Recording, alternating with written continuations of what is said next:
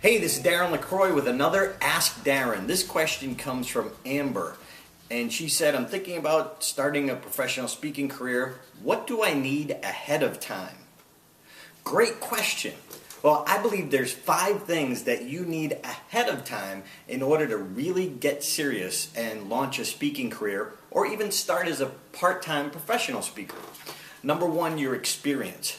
Your experience is what they're paying for, not necessarily a speech. What people pay for and the value that you have is to shorten their learning curve. So what have you done? What have you created? Where does your experience lie? And my Get Paid to Speak program, I actually help you take inventory of that because a lot of people devalue their own experience.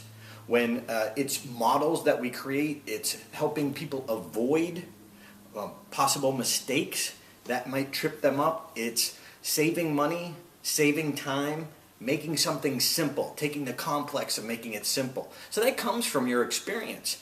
And it stops people because they just want to go out and give a speech and get paid for it. But they have to stop, step back, and see what are people really paying for. So number 1, it's your experience. You have it, you just have to see the valuable part of it and then who's willing to pay for that. Number 2, I believe your passion. You need to have passion, because there's going to be stumbling blocks in your way. And if you're not passionate about having that end result that you want, maybe it's doing it for a living, or maybe it's just being on stage and being adored, and that's okay. It's an ego thing. We all love that. But we have to deliver content, deliver models, help them make money, help them save time, shorten their learning curve, and then the side effect is will be adored and appreciated on stage. But if you have passion, you're more likely to get over those stumbling blocks. See, what passion does is lifts you up and helps you see over those obstacles. If you don't have that passion, well, those little stumbling blocks are going to be these enormous mountains. But with passion, they're just speed bumps along the way. It's part of it. Let's see, number 3 is ego. You gotta let go of the ego. So many people, I just did a program not long ago for Toastmasters teaching them the business of speaking. And I asked how many people want to look good on stage, and almost everyone did, which I agree to. I want to look good. But the only way to look good is to let go of looking good. It sounds backwards, but if you're up there to look good, the audience can sense that. If you can throw that aside, instead give them the content, give them the value, and be okay with little stumbles or making mistakes or not looking good. If your intent is to help them, they'll notice that too. And then the side effect is you'll look good.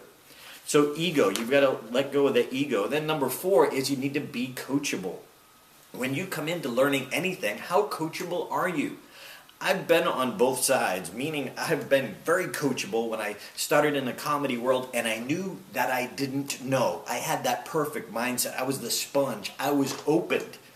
I've also, when I had some successes and I started entering the World Championship contest, even though I didn't know it went to that level, I got a coach, but instantly I kind of started second guessing him, and I realized through his assistance that I wasn't that coachable. I wanted the pat on the back. I wanted the validation rather than, as Craig Valentine would say, the education, which there's a big difference. So you really have to go into something new as being wide open and have that open mind. And then 5th, that was 4th, 5th, which I think is most important, is you decide. Decide you're going to figure this out. Make a conscious decision that no matter how frustrated it is, you're going to figure it out. You got to burn the boats, as it's been said. And, I think back to one weekend when I first started in this business that originally we had paper newsletters. Maybe some of you younger don't understand what that is, but instead of an email, it was actually a physical piece of paper. And I wanted to learn this program because I was a bootstrapper. I was going to figure it all out myself. But I sat down for one weekend and forced myself in this room, my bedroom, my childhood bedroom, because of my business failure. I built my $1 million business out of my childhood bedroom. And I made a decision. I locked the door. I played music, the motivational music to keep me going all weekend. But I was not coming out of that room until I figured out the program. And with that resolve, you can figure anything out. But you got to decide, I'm going to figure this out. If you're just going to, well, maybe I'll try it, forget it. Stop. Spend more time watching TV or going to the movies or having fun. But if you're going to decide, decide. And I think that is the crucial first step, because then you will figure it out. So that's what I believe you need ahead of time. So Amber, I hope that answers your question. Thanks for asking. Remember, stage time.